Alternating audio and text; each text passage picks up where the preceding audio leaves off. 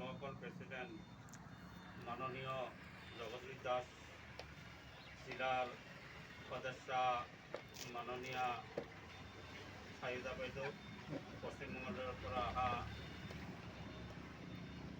পশ্চিমবংগ ব্লকৰ অধ্যক্ষ মাননীয় ইমৰান আলী আৰু লগতে আমাৰ বৰ্তমান আমাৰ MCLৰ মধুবৰী MCLৰ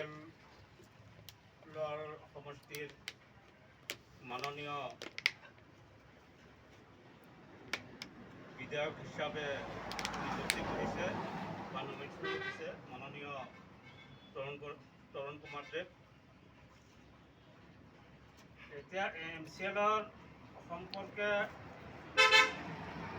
MCLৰ ৰণকৌশলৰ সম্পৰ্কে একচুৱেলি আপোনালোকে আগতে ক'ব লাগিছিল,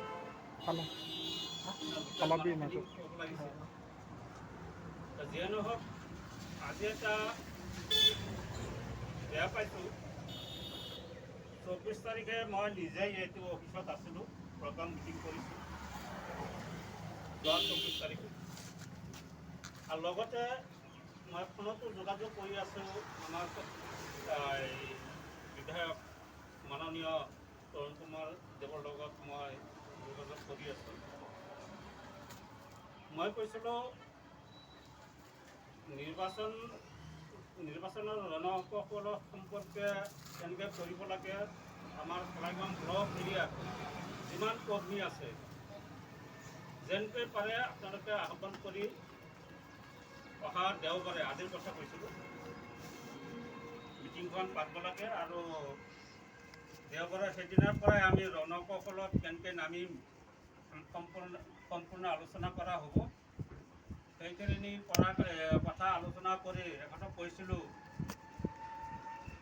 এখেতে সকলোকে দায়িত্ব ল'ব নোৱাৰে। ব্লকৰ সদস্য আছে, প্ৰেচিডেণ্ট আছে, ভাইচ প্ৰেচিডেণ্ট আছে, ছেক্ৰেটাৰী আছে, কৰ্মী আছে, লগত লৈ এইখিনি কাম কৰিব লাগিছিল বা এওঁ কৰিব নোৱাৰে, এওঁ আলোচনা কৰিব লাগিছিল। আজি এনেকুৱা এটা পৰিস্থিতিত আমি কেনেকৈ ৰণকৌশলত নামিম সেই সম্পৰ্কে কি আলোচনা কৰিম। এতিয়া আমাৰ মানুহে নাই, কৰ্মীয়ে নাই। দৰং জিলাৰ কথাটো কৈছে, দৰং জিলাৰ কৰ্মী আহিব কিন্তু ছাইড লৈ হেৰি কৰিব, অপাৰেশ্যন চলাব আৰু কাৰণ প্ৰচাৰ কৰিব ছাইড লৈ। যিহেতু আমাৰ কিছুমান তিৰোতা মানুহ বা মহিলা মানুহ কৰ্মী হিচাপে আহিব, সিহঁতে যাতে তাৰ পৰা আকৌ সোনকালে ঘৰলৈ গুচি যাব পাৰে, সেইবিলাক ছাইডত সিহঁতক দি বা সেইবিলাক ছাইডত প্ৰচাৰত নমাই দি আমি কেনেকৈ আলোচনা কৰিম সিহঁতৰ লগত, সেইখিনি কথা আজি আলোচনা কৰাৰ কথা আছিলে। মধুবৰী MCL সমিতিৰ যিমান কৰ্মী আছে সিহঁতে আমাৰ মানুহখিনি উপস্থিত থাকিব লাগিছিল। আমাৰ কলাইগাঁৱত বহুত কৰ্মী আছে, নাই কলাইগাঁৱত এই যিকেইটা মই সদায় লগ পাই থাকোঁ এইকেইটাই আৰু বাকী নাই।